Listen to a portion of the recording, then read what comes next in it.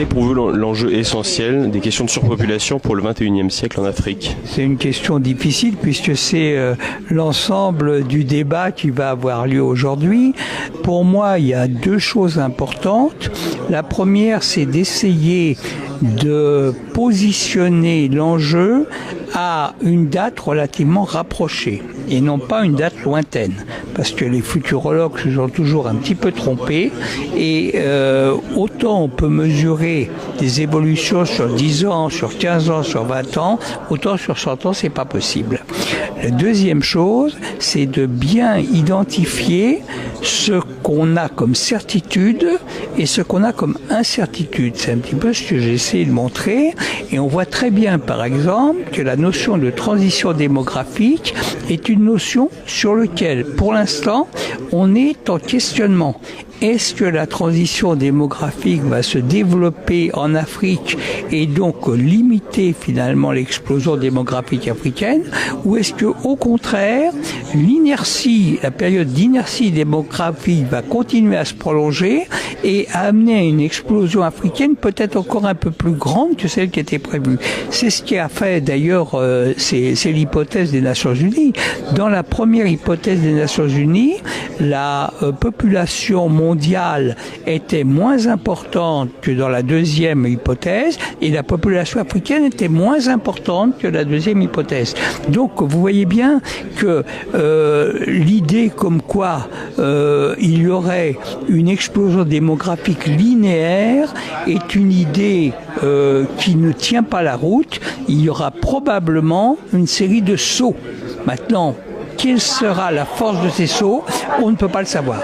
Vous avez évoqué la question de la démographie africaine et vous l'avez comparé au problème démographique asiatique. Quelles sont les différences entre ces deux grands continents?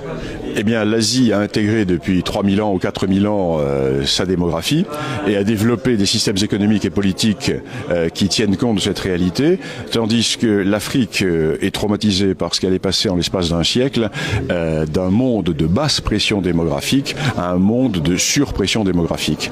Donc, sans le recul millénaire qu'a eu l'Asie. Donc, ce traumatisme explique en grande partie les problèmes que nous avons aujourd'hui. Car en plus de poser des problèmes économiques, des problèmes environnementaux et autres, cette surpopulation pose des problèmes d'ordre philosophique et culturel. Vous avez évoqué un plan Borloo et l'initiative de Schneider Electric. En quoi ces initiatives privées peuvent, selon vous, être profitables à l'Afrique ?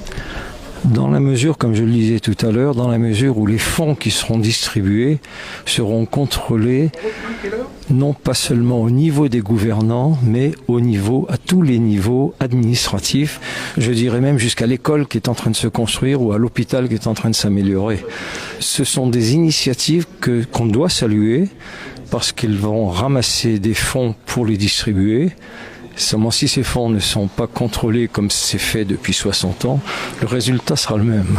Et en quoi ce serait mieux contrôlé avec des initiatives privées par rapport à des initiatives d'organisations internationales ?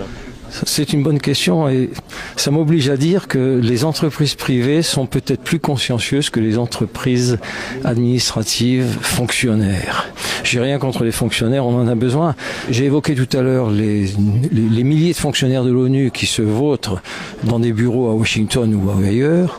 Ces gens-là auraient une efficacité beaucoup plus grande s'ils étaient affectés sur le terrain, au niveau des entreprises et au niveau des récipiendaires de l'argent. Et je pense que les privés sont plus imbriqués parce que l'entreprise internationale, les organismes officiels recueillent de l'argent par dons, par distribution des États, mais ce sont presque des impôts qui sont collectés, alors que l'entreprise privée doit, elle, se battre.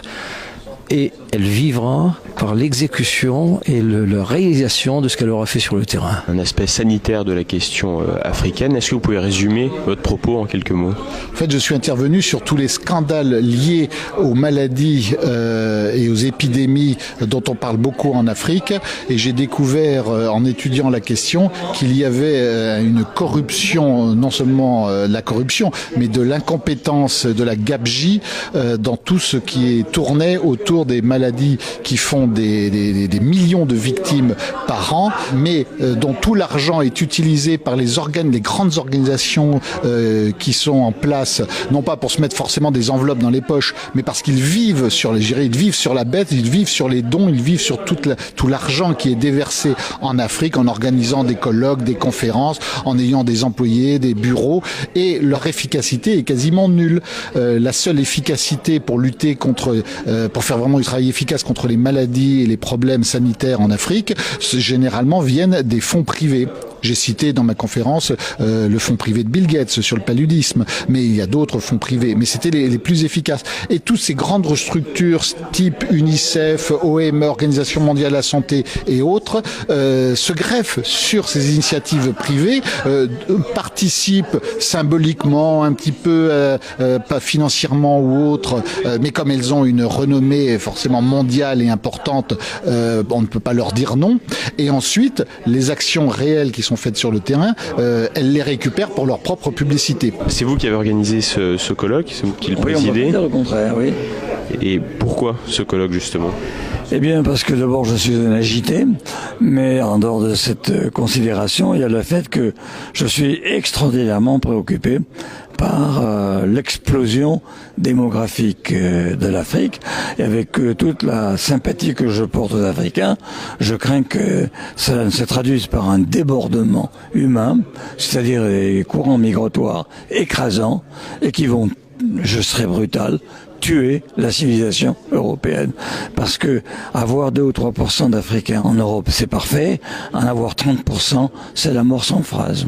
Alors je reviens un peu en arrière, j'ai écouté des intervenants avec sympathie, notamment Gourevitch, qui avait l'air de dire, bon, ben, finalement, le danger est lointain, il est plus mesuré. C'est pas vrai.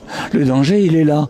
Parce qu'en démographie, on peut faire des prévisions à peu près sûres à 30 ans. Mais nous sommes en 2015. 30 plus 2015, c'est 2045. Donc c'est demain, en réalité. Le problème, il n'est pas dans 3000 ans, il est dans 3-4 décennies. Et c'est la raison pour laquelle il faut réagir maintenant. D'ailleurs, ce que je propose, ce n'est pas de larguer des bombes atomiques sur l'Afrique. Ce que je propose, c'est un plan Marshall massif pour le développement de l'Afrique, un plan conditionnel, mais quand même qui soit contrôlé, comme d'ailleurs le fait le Fonds monétaire international, et deuxièmement, un programme massif visant à la libération de la femme africaine. La condition féminine en Afrique, qu'on le veuille ou non, est abominable. Elle l'est encore abominable. Or, c'est la femme africaine qui détient la clé de l'avenir du continent. Est-ce que c'est pas donner une réponse occidentale à un problème africain et justement rentrer dans les mêmes erreurs qu'il y a pu avoir pendant la colonisation ? Vous avez tout à fait raison, c'est une réponse occidentale parce qu'il n'y en a pas d'autre. C'est un problème africain parce que c'est pas le nôtre. Nous, c'est l'inverse. Nos femmes n'ont pas assez d'enfants et on leur reproche avec suffisamment de force. Et donc, par conséquent, puisque les Africains n'ont pas été capables d'inventer la réponse eux-mêmes, eh bien, il faut bien que quelqu'un le fasse et c'est nous.